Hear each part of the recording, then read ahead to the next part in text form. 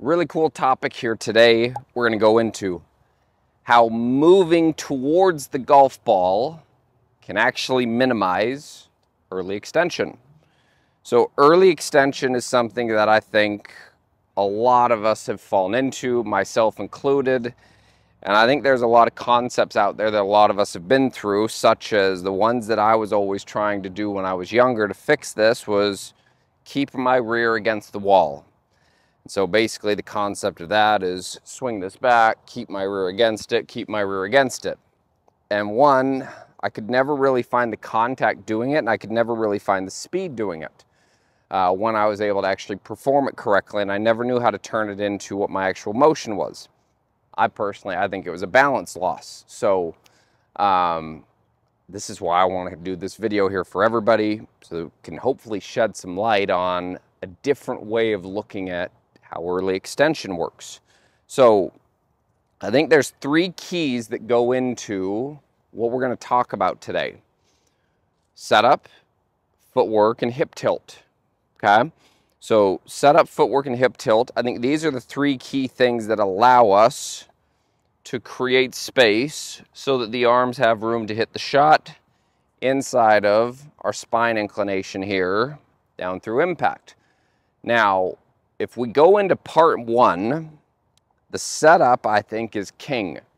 So for a long time, I was teaching that we all needed to have pressure on the balls of our feet. And I'm not saying that you can't do this without pressure on the balls of your feet, but this would be my concept and how I would advocate it to a lot of players that I coach. And maybe it's something that works for you, maybe it's not. So here's what I would like to see out of this first, and here's how I would explain it. So I actually prefer to see the pressure more in the center arch of the foot, maybe towards the front of the arch right there, or the back part of the ball of the foot. And here's the reason why, is when I'm in the center of my feet right here, gives me the ability to move pressure back into the heel, but it also gives me the ability to move pressure towards the ball of my foot.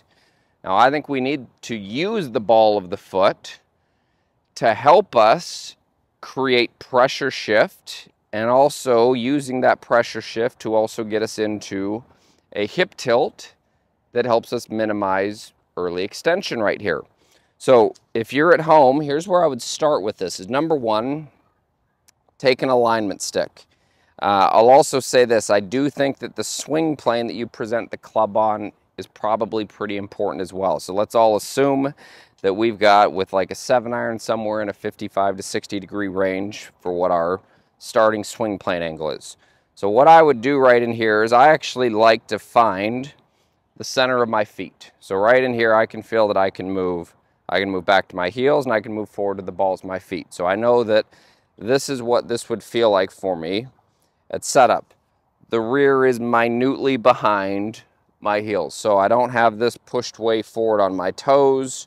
Okay, it's projecting too much pressure forward, because if we get stuck here with too much pressure forward, a lot of times when we start to extend, we're only going to be able to move vertically, and the more vertical that we move, the more forward the pelvis is going to want to move, and the more we're going to throw the shaft early, because we're actually extending at the golf ball right there.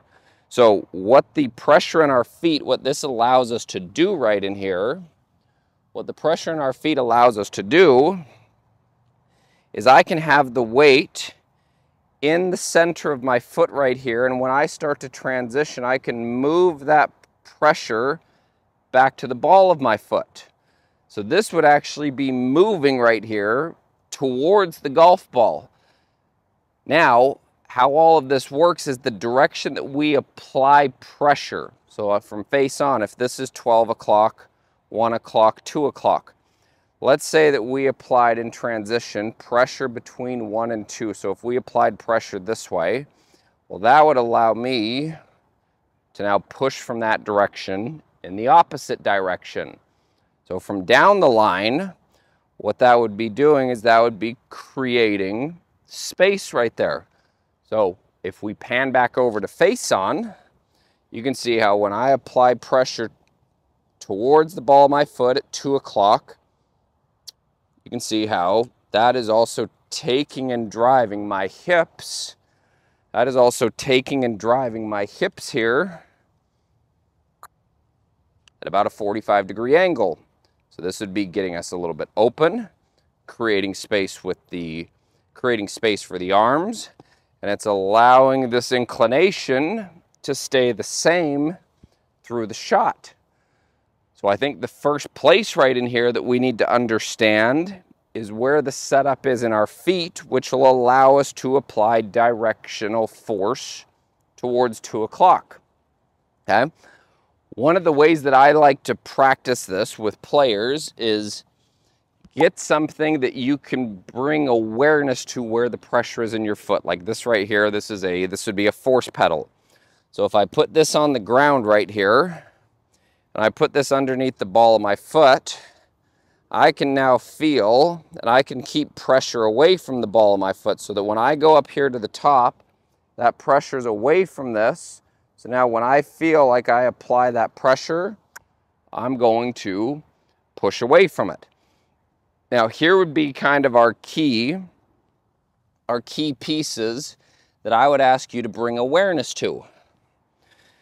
So once we have the understanding that we can apply pressure forward towards the golf ball right there, once we have that understanding, nextly what we have the ability to do is we can create ankle extension. So you can see how my shin is moving away from my foot, and my knee is also moving away from that right there, which is now applying pressure forward in the direction of my lead heel. Okay, that's what is taking me from face on right here and helping me move into more of a pelvic tilt while the head stays centered. That is what's creating that tilt, and that's also what's giving my arms a lot of space down here to where I can project my spine inclination all the way through to the finish right there. So having awareness underneath the foot and also knowing the direction that we're going to apply pressure is very important. So when we go into how we would drill this, I would start with this force pedal underneath my right foot. So I've got this underneath my foot. So my first thing that I'm going to work on is I'm going to do this inside of 1/2 and 3/4 shots so I can feel pressure is now away from the pedal. I move into it, and now I'm going to extend my ankle. So my shin is moving away from my foot right here. Okay, so it would look something like this. We would go, and I'll give this a go. We'll just hit this one about 100 yards or so.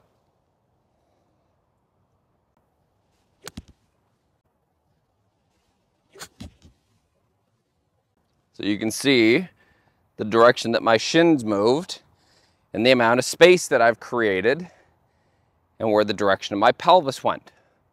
So this is a very foreign feel for me because I've always been the player that was trying to keep this back for as long as I could in transition, and then at the last second I would go forward, up, and I would throw the club outward. So this gives me the ability to get the arms back out in front of me and swing them also more around the arc right there. So having something to build awareness, 1, to where your pressure is at setup, 2, where we can actually apply that pressure, and then 3, once we've applied that pressure, where we can move away from it. This right here is a very good feel to rehearse and practice here. We'll do this again right here. So we're right in here, weights in the center of my feet. I'm going to work this up. I haven't applied pressure onto the force pedal yet. I'm going to move into it before I start my downswing, and I'm going to push away from it there.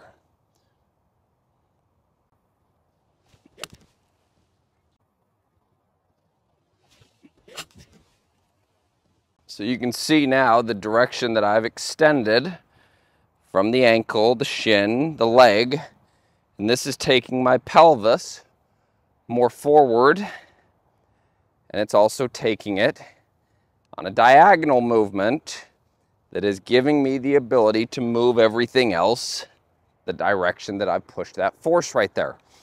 So this is a really great way to bring awareness, create the feel. And again, I think one of your biggest things at home to do is actually learn what this is. Being able to apply pressure to about 1 o'clock and move the shin away from this. Move the shin away from this. Like I always say, I would start off slow doing this, gradually move it faster, and take time with it, because this is going to be a very different feel. Film yourself and actually just see what's happening in regards to, the shin, where the hips are, and also if you have more space for the arms to work. So we'll do this one more time here. So right in here. We're going to move away. Center of my feet.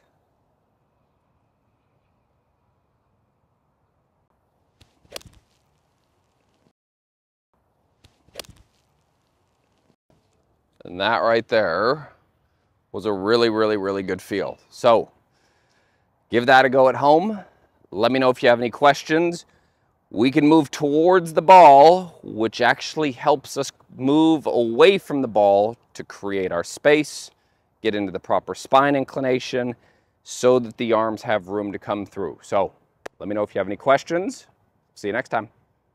I hope you enjoyed this video here. If you haven't, please click that subscribe button. You can also click the bell right there, and that's going to notify you every time that I release a new YouTube video. Also, if you haven't, check out that last video that I did. It's right here, pinned to the screen. Thank you so much for your support. I really do appreciate you watching.